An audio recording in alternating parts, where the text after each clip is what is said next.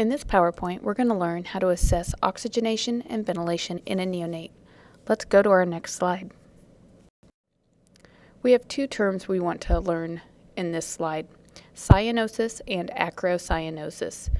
The picture on your right, you do not need to adjust your color on your screen. That is the correct color of that little guy there, and he is cyanotic. Notice he has blue around his lips, and his overall skin color really is fairly purple. That is what cyanosis is, and this is what a baby should look like right at birth.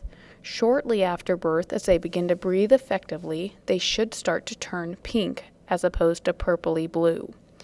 On your left, you'll see a foot that looks cyanotic compared to an abdomen which is nice and pink. This is acrocyanosis. This is where the feet and hands, or the extremities, are still cyanotic or still bluish purple, and the center or the core of the neonate is pink. This is actually a reassuring sign that the transition to the extrauterine world is occurring. It's just taking a little bit longer for the oxygenated blood to get to those hands and feet. Let's go on to our next slide. How would you characterize this neonate? Would he be pink, cyanotic, or acrocyanotic? The correct answer for this one is acrocyanotic. If you notice, his legs and hands are quite blue, but his chest is fairly pink, so are his lips. Let's go on to our next slide. How about this little guy? Again, this is acrocyanosis. You have very blue hands and feet, and the abdomen and lips are pink. Let's go to our next slide. Now this guy is pink. Our indications for drawing blood gases are signs of respiratory distress, any change in their overall condition, especially if it's a respiratory condition, and anytime we make ventilator changes, at least 30 minutes after we make the ventilator change, though. And then we have routine gases, and these are saved for kids that are on the vent and having problems getting off the vent, and we're checking their blood gases every morning to see how they're doing. Let's go on to our next slide.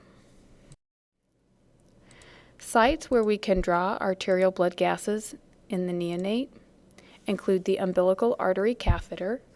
Once a baby is born, if they are critically ill, they will put a umbilical artery catheter into their umbilical cord. Just like we put a radial artery catheter in an adult, this is going to do the same thing. We only place it in the umbilical cord. And this will also give us accurate blood pressure monitoring, and then it's a site where we can draw blood gases without causing pain to the baby. We can do a radial artery catheter as well. However, they are so tiny, this is rarely used. They're harder to get in, and like I said, they're just rarely used. Again, you can get accurate blood pressure monitoring from them, and you can withdraw arterial blood without hurting the baby. We can also do an arterial puncture. This is the least used method for obtaining arterial blood gases. This is because as you're trying to get the blood gas, you're going to cause pain to the infant, and they're going to scream and cry, and that could actually affect their blood gases, and they could be misinterpreted because of the screaming and crying. So each of these methods, though, allow us to assess both oxygenation and ventilation accurately. Let's go on to our next slide. Now let's take a look at some reasons why we might choose one site over another. The very best option, if we have our choice to where to draw arterial blood gas from in a neonate, we want to choose the UAC, or the umbilical artery catheter. There's no pain with insertion or with repeated blood draws. You can accurately measure blood pressure.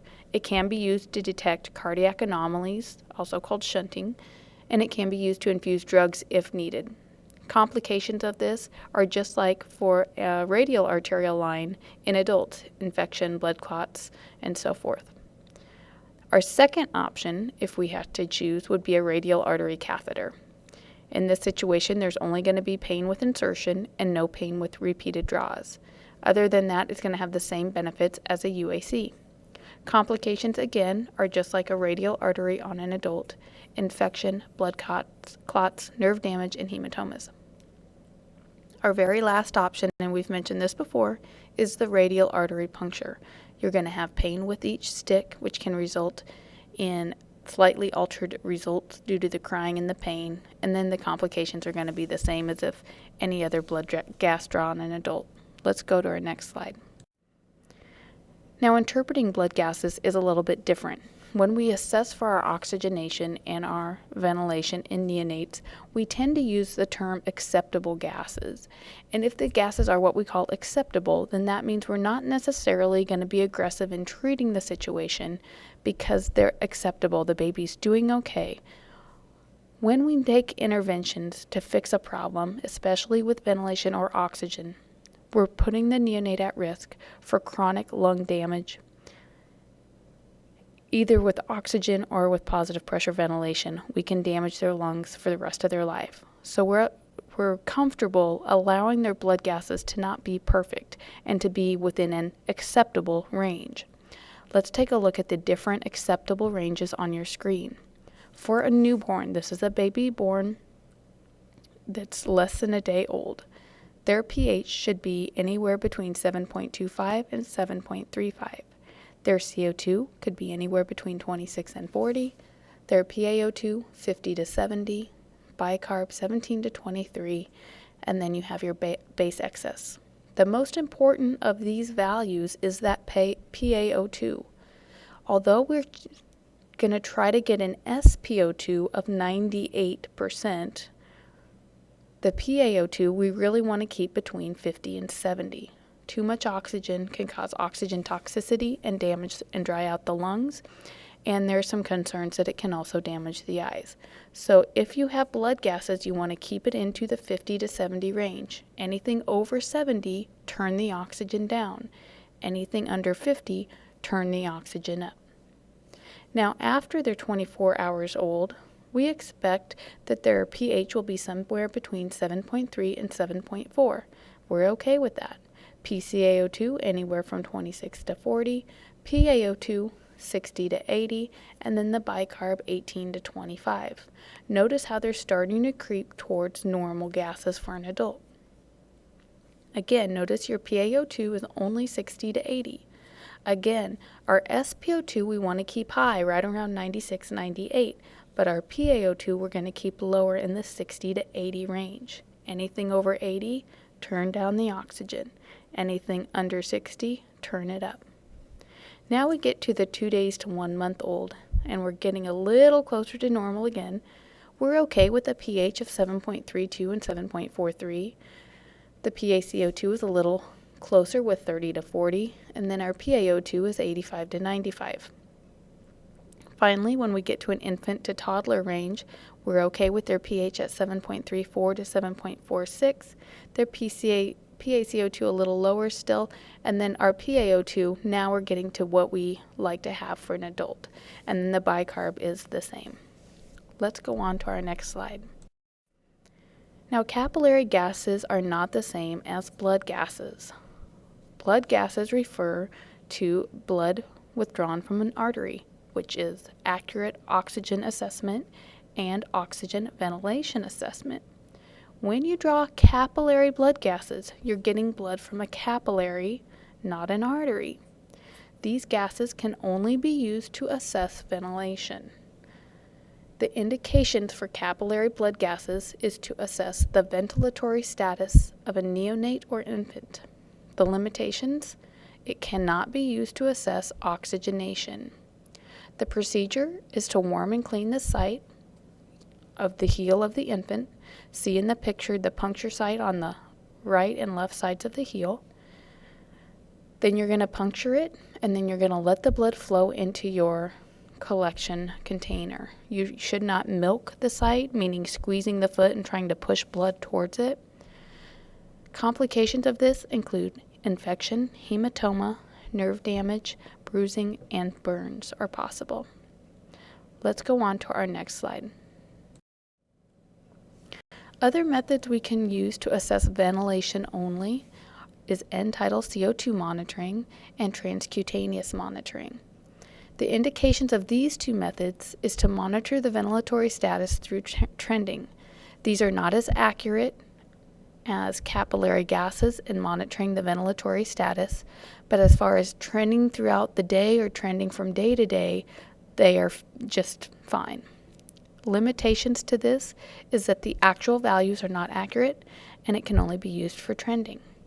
What I mean about not being accurate and only being used for trending, let's say you drew your gases on your baby at 6 o'clock in the morning, capillary gases, and the CO2 said that it was 36, but on your monitor, your end tidal screen read 40. Then let's say at noon on your end tidal on your screen reads 45. But if you draw those capillary gases, they're probably going to be somewhere like 40. So that's going to show that the CO2 is climbing, but it's not going to be accurate, and you're not going to be able to predict exactly where the CO2 is because it's not going to be point for point similarities. Let's go on to our next slide. Other methods to assess oxygenation only is your pulse oximetry and your transcutaneous monitoring. Once again, these are only used for trending. They are not specific, accurate assessments, but rather allows us to trend the situation and see if the patient is improving or deteriorating over time. Let's go on to our next slide. Neonatal cyanosis. When we have a baby that is cyanotic or blue, we have to try to figure out if it's a pulmonary problem causing them poor circulation or poor oxygenation, or is it a cardiac problem causing the poor circulation or poor oxygenation? Because the two go hand in hand, right? Circulation and oxygenation go hand in hand. If it's pulmonary cyanosis, if the reason that they are blue is because of a pulmonary problem, you should see signs of tachypnea, retractions, flaring nares, grunting, crackles, and maybe some wheezes. They'll be blue when they're resting comfortably, and when they get agitated, they will turn pink. As they cry and scream, their color improves, but when they're resting comfortably, they look the worst. Some causes of pulmonary cyanosis would be respiratory distress syndrome, RDS, transient tachypnea of the newborn, TTN, meconium aspiration, MAS, pneumonia, or a pneumothorax. Cardiac cyanosis, they are comfortably cyanotic. When they cry and get frustrated, their cyanosis gets worse, but when they rest, they turn pink again. Let's go on to our next slide. So if we have a blue baby, we can tell from signs and symptoms, or we can kind of decide from the signs and symptoms if we really think it's more of a cardiac problem or a pulmonary problem. But we really shouldn't go off assumptions. So if it is a pulmonary problem, or if we think it is, we still need to perform a thorough assessment, including blood gases. We need to consider and look for if one of the 9 requirements for oxygenation has been affected. And then we also have to take a look at their ventilation status. Are they ventilating effectively? Based on that, that will help us determine if it's more of a pulmonary problem. If it's a cardiac problem, we need to perform a thorough assessment, which includes pre- and post-ductal ABGs. So let's talk about pre- and post-ductal ABGs. If you look at your picture of your baby on your screen, you notice how a good portion of the body is colored in gray, and then there is the other body which is colored in white, I guess you say. Well, if we were to take a sample from that white arm, his right radial artery, or if we put an SpO2 monitor or a transcutaneous monitor on that hand, the blood there would tell us about pre-ductal oxygen status, meaning that would tell us about the blood before it gets to the ductus arteriosus in the heart, and so it would be highly oxygenated blood. Now, if we were to take a sample from the grayed out area, which includes the umbilical artery catheter, or if we put an SpO2 monitor or transcutaneous monitor on one of the feet, typically we choose the left foot, those are going to reflect post-ductal blood oxygenation, meaning the oxygen in those areas of the body the blood on those areas of the body occurs after the ductus arteriosus. And if the ductus arteriosus is open, then all of that blood is going to have a mixed oxygenated blood. So the right radial artery, again, the arm that's white, that is preductal oxygen. If a baby has a shunt, has a cardiac shunt, the preductal oxygen level should be high. Should be somewhere around 70 mmHg if they're shortly after birth, if they're a couple days after birth. Now, if we draw a blood sample from the UAC, or if we look at the SpO2 on the left foot, this is going to be postductal blood. And if the shunt is open, the PaO2 in that blood is going to be significantly lower than that in the radial artery. So what's significantly lower, right? If it's 15 mmHg or more, then that indicates a cardiac shunt is present, meaning some of the blood is shunting to the other side of the body without being oxygenated by the lungs. Okay? If there is no shunt present, then the two values should be comparatively close. And again, you can use your SpO2 to tell you this, or a transcutaneous monitor. Those are both non-invasive methods. Or you can do a blood draw from the radial artery and compare it to a blood draw from the umbilical artery. Let's go on to our next slide. Okay, on this slide, we're leading into our cardiac anomaly classifications. Now, there's two types of cardiac anomalies, cyanotic and acyanotic. Cyanotic refers to right to left shunting, meaning less of the blood flow is actually circulating around the lungs and being oxygenated before it gets to systemic circulation. Now, these kiddos do not always appear cyanotic. Even though it's in the name, they're not always blue. And sometimes they go undiagnosed and then sent home, and symptoms begin 12 to 48 hours later. The conditions that are considered cyanotic cardiac anomalies include total anomalous pulmonary veins, tetralogy of Fallot, tricuspid atresia, transposition of the great vessels, truncus arteriosus, acardia, and pulmonary atresia or stenosis.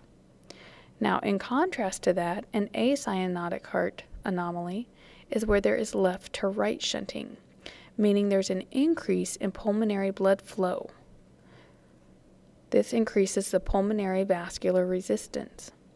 Sometimes these kids may appear cyanotic. Then again, sometimes they're not, so you can't really use color to determine the two. With acyanotic cardiac anomalies and the left to right shunting, the left to right shunting is due to a lesion on the left side of the heart that obstructs the outflow of blood. In order to maintain systemic perfusion, the ductus arteriosus must often be kept open until things have been fixed. Anyway, some conditions considered to be acyanotic cardiac anomalies include coarctation of the aorta, hypoplastic left heart, critical aortic stenosis, and ventricular septal defect. All of these conditions can lead to congestive heart failure. Let's go on to our next slide. Okay, as far as the cardiac anomalies go, we're going to stop right here. We're going to go into more detail with them in our next section. So for right now, all you need to know in regards to assessing oxygenation and ventilation is what you would assess to determine if cyanosis is due to a pulmonary or cardiac origin. So like what signs and symptoms would you look for, and what tests could you do to determine if it was a cardiac problem. Also know the two classifications of cardiac anomalies, and then again, how to detect a shunt and when we look for one. Let's go on to our next slide.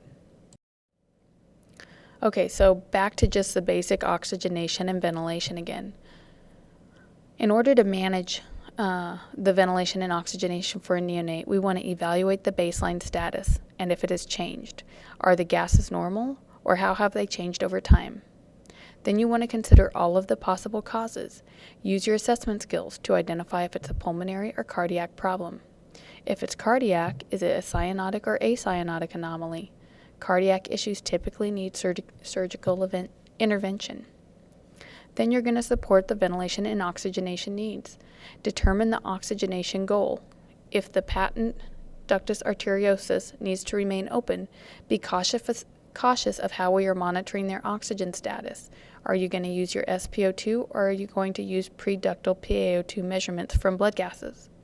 We are going to want minimal FiO2 to prevent chronic lung damage. That's one of our main goals when we treat these kids, is prevent lung damage. And then provide mechanical ventilation as necessary. Remember, we're going to use minimal positive inspiratory pressures to prevent barotrauma and prevent chronic lung damage. Alrighty, I believe that concludes this PowerPoint.